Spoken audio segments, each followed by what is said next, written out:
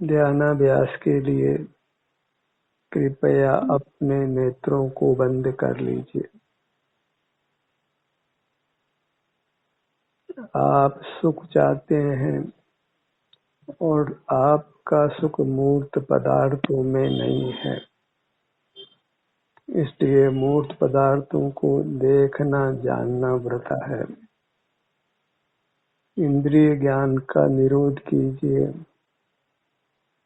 अपना मुख अपनी ओर रखिए। आप सुख स्वभावी हैं, सुख के ही बने हुए हैं। आपाद मस्तक इतना ही सुख है, इतने से क्षेत्र में ही आपको सुख का अनुभव होता है। आपके अमूर्त शरीर में वेदना का नहीं होना वह स्वाभाविक सुख है, अतीन्द्रिय सुख है। उसको किसी इंद्रिय ज्ञान की आवश्यकता नहीं है, मन की भी आवश्यकता नहीं है, वचन की भी आवश्यकता नहीं है, क्योंकि वह आपका स्वरूप है। सब जीव स्वास्थ्य चाहते हैं, स्वास्थ्य ही सुख है, वही जीव का स्वभाव है। परमात्मा कभी अस्वस्थ नहीं होते हैं, उनके आभ्यंतर अमूर्त शरीर में कभी वेदना नहीं होती है, इसलिए जीव सुख स्वभावी है ऐसा निर्धार करना चाहिए। और जब अपना स्वरूप सुख है तो सुख के लिए अपने से युक्त रहना चाहिए। बाहर देखने जानने से हम अपने सुख से ही च्युत रहते हैं, दूर रहते हैं। जब सुख नहीं होता तो दुख होता है।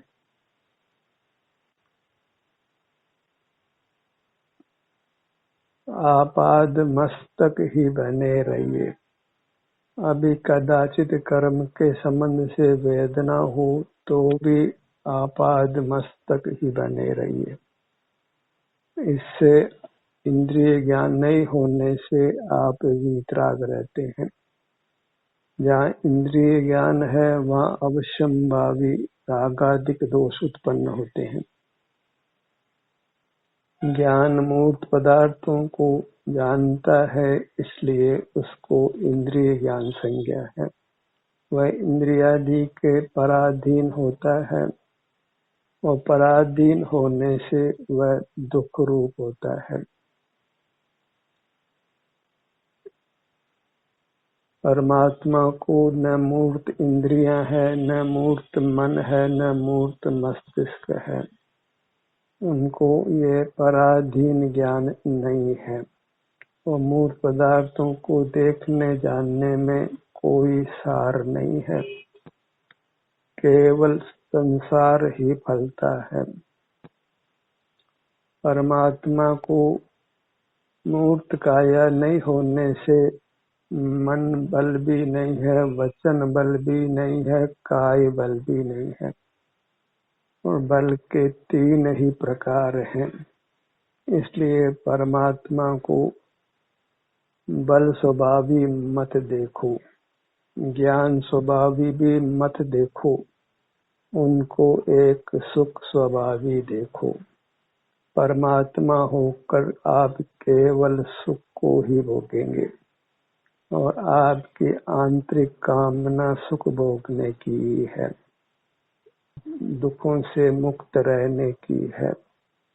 इस मूर्त शरीर के बंधन से मुक्त होकर आप केवल सुख को ही भोगने वाले हैं। इसके लिए न इंद्रिय ज्ञान करना है, न मन से विचार करना है, न वचन से बोलना है, न काय बल से काय चेष्टा करनी है। ज्ञान और बल दोनों का ही उपयोग नहीं करना है। इससे आप अपने सन्मुख रहते हैं, आनंद के सन्मुख रहते हैं और आनंद का अनुभव होता है। और जब आप जगत के सन्मुख नहीं रहते तो आपको थकावट नहीं होती है, और जब थकावट नहीं होती है तो निद्रा भी नहीं होती है। तो दर्शनावर्णी कर्म जिससे निद्रा होती है, जिससे आप अपने शारीरिक सुख का अनुभव नहीं कर सकते हैं, वह दर्शनावर्णी कर्म का भी क्षय होता है जब आप इंद्रिय ज्ञान का निरोध करते हैं। इस प्रकार परमात्मा होने पर आपको केवल सुख का अनुभव होता है, और परमात्मा का यही स्वरूप जानना चाहिए कि वे उत्तम अविनाशी सुख को भोगते हैं। सब विभाव परिणामों से वे मुक्त हुए हैं, एक स्वभाव ही शेष रहा है। आठों कर्मों के नाश से परमात्मा को केवल सुख का अनुभव होता है, और इंद्रिय ज्ञान के निरोध से आठों ही कर्मों का नाश होता है। इसलिए परमात्मा को जिनेंद्र कहते हैं, इंद्रिय जयी कहते हैं। तो हमारा कर्तव्य इतना ही रहा कि हम मूर्त पदार्थों को देखने जानने को निस्सार माने, संसार का हेतु माने। कुछ बाहर की दुनिया में मूर्त पदार्थों के अलावा कुछ जानने में नहीं आता है, इसलिए बाहर की दुनिया को देखना जानना ही नहीं है। तो शेष अपनी दुनिया ही रहती है जो आपाद मस्तक है। ऐसी आपाद मस्तक दुनिया आनंद रूप है, अतीन्द्रिय सुख रूप है। उसी का सुख भोगते हुए अनंत काल रहना है। फिर न रोग है न शोक है, किसी प्रकार का कोई दुख नहीं है, फिर मूर्त का बंधन भी नहीं है। इस प्रकार अपने स्वरूप का निर्धार कर अपने स्वरूप को भोगना चाहिए, अंतर में ही विचरण करना चाहिए। इतना ही आनंद का स्रोत है, जो कर्म का बंधन मिटने पर पूर्णतया अनुभव में आने लगता है। कर्म का बंधन मिटाने के लिए बस अपनी मूर्त से युक्त रहकर सुख को भोगना है। अतीन्द्रिय सुख के भोग से ही अतीन्द्रिय सुख प्रकट होता है, और ये स्वाभाविक सुख का सर्वथा अभाव संसार दशा में भी नहीं होता है। कोई भी जीव ऐसा नहीं है जिसको अपने शरीर में सर्वथा सदा वेदना रहती हो। वेदना कर्म के विपाक से होती है, अतः वेदने कर्म का विपाक सदा नहीं रहता है। वेदना अवश्य मिटती है, भले उसका कुछ भी उपाय नहीं किया जाए, क्योंकि स्वभाव का सर्वथा लोप नहीं हो सकता है। अपने को सुख स्वभावी स्वीकार कर अपने से युक्त रहिए, और मूर्त शरीर के आकार ही अपना अमूर्त शरीर है, तो अपने शरीर का एहसास कीजिए। मूर्त शरीर अपना नहीं है। जब अपने शरीर का एहसास करने को कहा जाए तो अमूर्त शरीर का ही ग्रहण करना है। बंद नेत्रों से इंद्रिय ज्ञान का निरोध करने से अपना अमूर्त शरीर ही अनुभव में आता है। उस काल में इंद्रिय ज्ञान का निरोध होने से हम नियम से वीतराग ही होते हैं, और वीतराग को कर्म का बंधन नहीं होता। जो कर्म बंध गया है उससे वह मुक्त ही होता है। तो अपने शरीर का एहसास करना, वही अपने स्वरूप में आचरण करना है। ब्रह्म में आचरण करना है, वही वास्तविक ब्रह्मचर्य है, वही शील है। बहिर्मुख होकर तो हम मूर्त पदार्थों में ही आचरण करते हैं, वही इंद्रिय ज्ञान ब्रह्मचर्य है। कुशील है, उसी को अशुद्ध उपयोग संज्ञा है, जिससे संसार फलता है। इसके विरुद्ध जब हम अपने शरीर के स्वास्थ्य की स्थिति को ही भोगते हैं तो वह अशुद्ध उपयोग के निरोध रूप है, इंद्रिय ज्ञान के निरोध रूप है। उससे जीव का निर्वाण होता है, वह संसार सागर को पार कर हमेशा के लिए परमात्मा हो जाता है। फिर अनंत काल भी उसके आभ्यंतर अमूर्त शरीर में वेदना नहीं होती, इंद्रिय ज्ञान नहीं होता, वचन बल, मन बल, काय बल, इनकी चेष्टा बिल्कुल नहीं होती। ये सब विभाव परिणतियां हैं।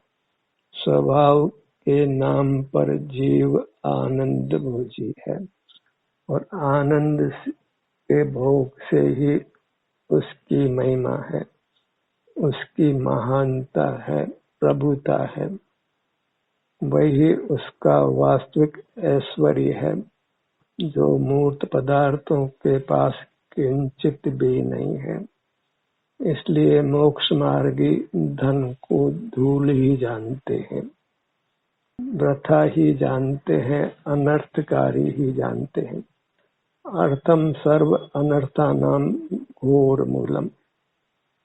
जो भौतिक जगत है वही अनर्थ का मूल है, और अपना जो ये आभ्यंतर अमूर्त शरीर है, जिसको जीवास्तिकाय संज्ञा है, वही सुख का साधन है।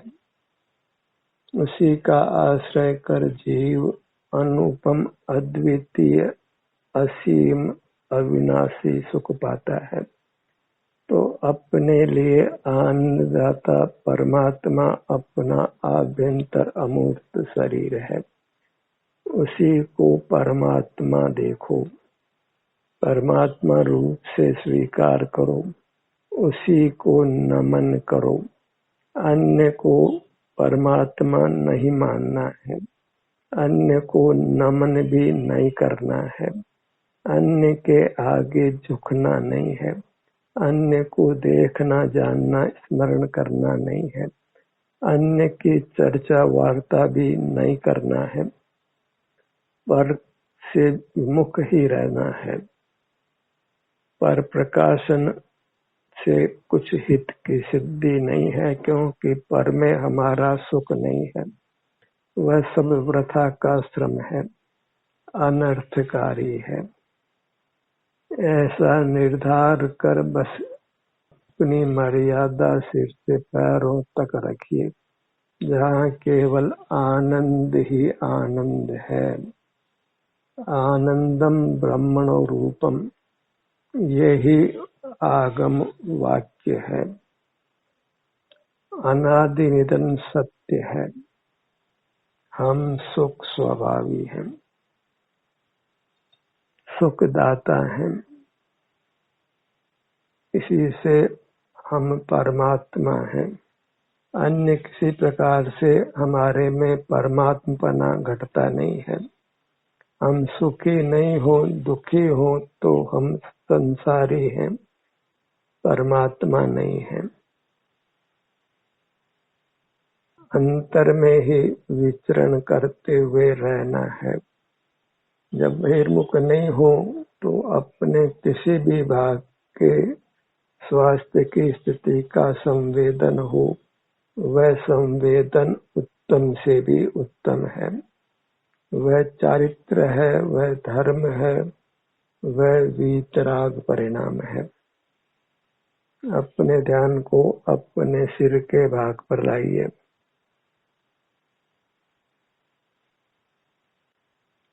सुख में दुख में हमको हमारी चिन्ह मूर्त की ही शरण है। पर में शरण नहीं है। पर के आश्रय से पराधीनता है, दुख है कर्मों का बंधन है, क्योंकि पर वस्तु हमारी नहीं है। पर को प्रकाशित करना पर की गुप्ति को भंग करना है, और वह कुशील है। अपना ही अनुभव करते हुए रहना वही शील है, उसी में आनंद का भोग है। किसी पुद्गल ने हमको ये स्वीकृति प्रदान नहीं की है कि हम उनको देखे जाने, और बिना स्वीकृति के पर को देखना जानना योग्य नहीं है। और अपने मूर्त के अनुभव में किसी की स्वीकृति की आवश्यकता नहीं है, क्योंकि वह हम स्वयं हैं। हम अपने को निसंक होकर भोग सकते हैं, उसमें किसी को ऐतराज भी नहीं हो सकता है। पर के धन को भोगे तो ही ऐतराज होता है। अपने धन को भोगने की लोक में भी कोई सजा नहीं है। अपने ध्यान को अपने ललाट बाग पर लाइए।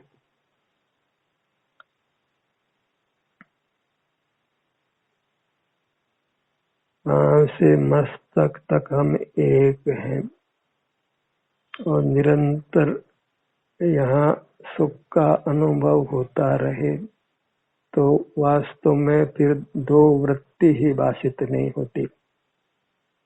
प्रति समय नूतन नूतन सुख होने पर भी एक समान सुख परमात्मा को होता है, तो वह एक ही वृत्ति भाषित होती है। वर्तमान में ही रहना होता है, वहाँ न भूत का स्मरण है न भविष्य का विकल्प है।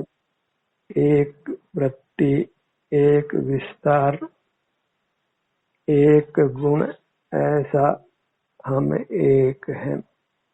और एक में अशुद्धता नहीं होती, एक में दूसरा मिले तो अशुद्धता होती है। एक सदा ही पवित्र होता है, शुद्ध होता है, अपने शुद्ध स्वरूप को प्रकट करता है। इसलिए एक ही रहिए। पांव से मस्तक तक एक आनंद गुण वाले, आनंद को भोगने वाले, ऐसा आपका पवित्र दिव्य स्वभाव है। यह सुख शक्ति ही अचिंत्य है, दिव्य है, उसी से हमको देव संज्ञा है। ललाट का भाग इस प्रकार हम अपने ही आत्म प्रदेशों के सन्मुख रहते हैं, तो हमारे आत्म प्रदेश कर्मों के बंधन से छूट जाते हैं, और बंधन रहित होने से हमारा सुख व्यक्त होकर अनुभव में आता है। हमारा परमात्मा रूप प्रकट हो जाता है। परमात्मा की आराधना तो सब कोई करते हैं, पर परमात्मा होने का प्रयत्न अति अल्प जीव ही करते हैं। सुखी जीव की भक्ति करने से सुख नहीं होता है। कोई मिष्टान्न का सेवन करता हो और हम उसकी भक्ति करें तो हमारा मुंह मीठा नहीं होता है। हमारा मुंह मीठा करने के लिए हमको मिष्टान्न का सेवन करना होता है।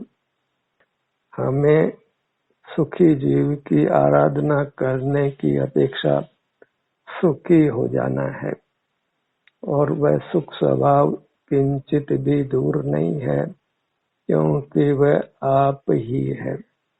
आपाद मस्तक आप ही सुख है। सुख स्वभाव से मैं सुख हूँ, आनंद हूँ, और जो आनंद ही है उसको दुख का क्या काम है। जैसे धनवान को निर्धनता का क्या काम है। बस धनवान अपने धन को नहीं पहचाने तो दुखी होता है। जब हम अपने आनंद को नहीं पहचानते हैं तो दुखी होते हैं। तो अपने आनंद को अंतर्दृष्टि से पहचानिए। अंतर्दृष्टि तो कहीं मात्र जाती है। बहिर्मुखता का निरोध करिए। ये करने रूप है, पुरुषार्थ करने रूप है। जब बाहर का देखना बंद हो जाता है तो स्वतः ही सर्वांग में आनंद का अनुभव होता है। इसी को हम ये कहते हैं कि आत्म दर्शन किया, आत्म साक्षात्कार किया, आत्मा का अनुभव किया और स्थूल अर्थों में आत्मा का ज्ञान किया। पर वास्तव में तो हमने अपने सुख को भोगा है। हम सुख भोजी हैं, न आत्मद्रष्टा है न आत्मज्ञाता है। हम तो अपने सुख के भोक्ता हैं। जब बाहर से हट जाते हैं तो शांति को भोगते हैं। राग अधिक नहीं होते, उसी का नाम वीतराग होना है। अपने ध्यान को अपने भ्रूमध्य पर लाइए।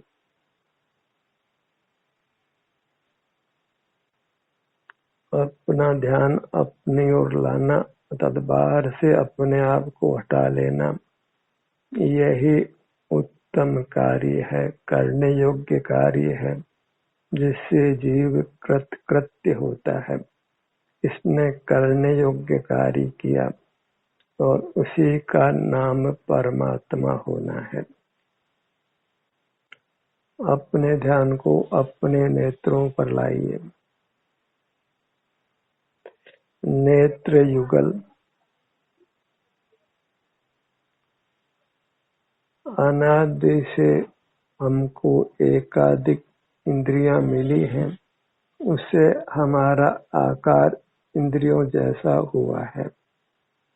हमको भी इंद्रिय संज्ञा है, पर वह मूर्त इंद्रियां नहीं है।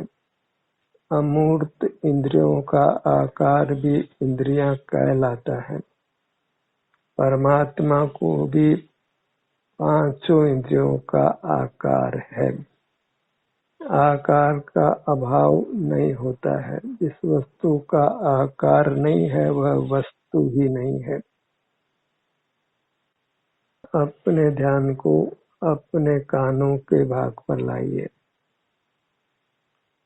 कोई आकार को जानने का प्रयत्न नहीं करना है, बस आकार के सन्मुख होने से हमको आकार जो सुख स्वभावी है, इस कारण से हमको सुख का अनुभव होता है। फिर अपना कोई भी भाग संवेदन में आवे, उसमें वीतरागता ही है और सुख का भोग ही है, अन्य कुछ भी नहीं है। केवल सुख है। केवल सुख का अंश हमारे पास भी है, क्योंकि हमारे शरीर में भी वेदना का अभाव पाया जाता है। वही अतीन्द्रिय सुख है। सुख के संबंध में कोई कल्पना मत करिए। हम सुख स्वभाव होने से सुख का अंश सर्वथा अभाव रूप नहीं होता है। जब शरीर में वेदना नहीं है तो वह सुख का अंश प्रकट है। हम भी कहते हैं कि हम सुखी हैं। जब भूख भी नहीं है, प्यास भी नहीं है, रोग भी नहीं है, वेदना नहीं है, सर्दी गर्मी का दुख नहीं है, अन्य कोई प्रतिकूलता नहीं है, सर्वांग में सुख है, तो हम अपने को सुखी ही कहते हैं। और वह सुख इंद्रिय सुख नहीं है, वैश्विक सुख नहीं है, वह आत्मिक सुख है, हमारा स्वरूप है। अपने ध्यान को अपनी नासिका पर लाइए।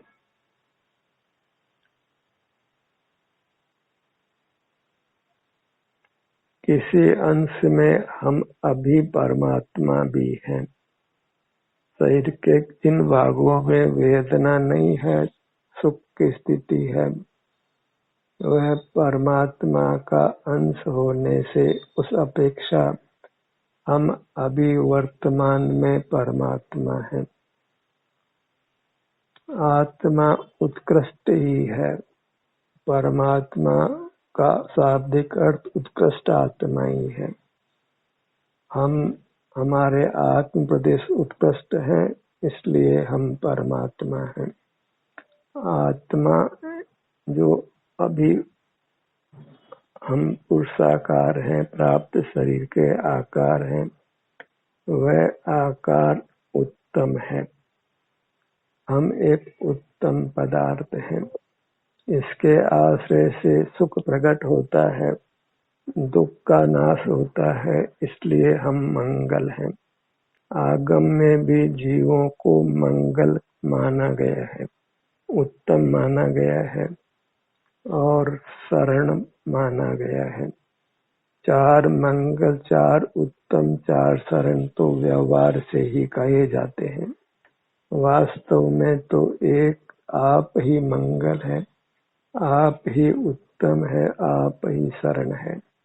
इसलिए मोक्षार्थी अपने शरण को प्राप्त करता है, अपने को ही नमन करता है, अपने को ही मंगल मानता है, उत्तम मानता है, अपनी ही शरण को प्राप्त करता है।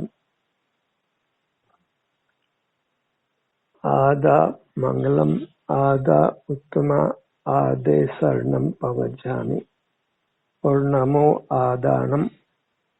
मैं आत्मा को नमन करता हूँ, अर्थात अपने आभ्यंतर अमूर्त शरीर को नमन करता हूँ। इसी को मंगल उत्तम मानता हूँ और इसी की शरण को प्राप्त करता हूँ, अर्थात परमुख नहीं होकर इसी में मगन रहता हूँ और अकंप रहता हूँ, आनंद से जीवन यापन करता हूँ। अपने ध्यान को अपने होठों के भाग पर लाइए। सैंपल से ही पूरी वस्तु का निर्णय कर लेना चाहिए। अपने किसी भाग पर ही आने से हमको शांति का अनुभव होता है, वितरागता होती है। तो मैं शांति स्वरूप हूँ, वितराग स्वरूप हूँ, परमात्मा स्वरूप हूँ, ऐसा निर्णय कर लेना चाहिए। और जब ऐसे हम एक महान पदार्थ हैं, परमात्मा रूप हैं, तो अपनी शरण में रहना चाहिए। अपने ध्यान को मुख के भीतर तालु भाग पर लाइए। हृदय स्थान पर आइए, नाभि स्थान पर आइए, पूरी मुहूर्त को लक्ष्य में लेने का प्रयत्न करिए। सिर से पैरों तक दृष्टि को फैलाने का प्रयत्न करिए। यही परमात्मा का यथार्थ दर्शन करना है, सुख से जीना है, वीतराग रहना है, निष्कसाय रहना है, निष्पाप रहना है, शील से रहना है, ब्रह्मचर्य से रहना है, धर्मी होकर रहना है। ध्यान का ये सत्र यही समाप्त होता है। आपकी सहभागिता के लिए धन्यवाद।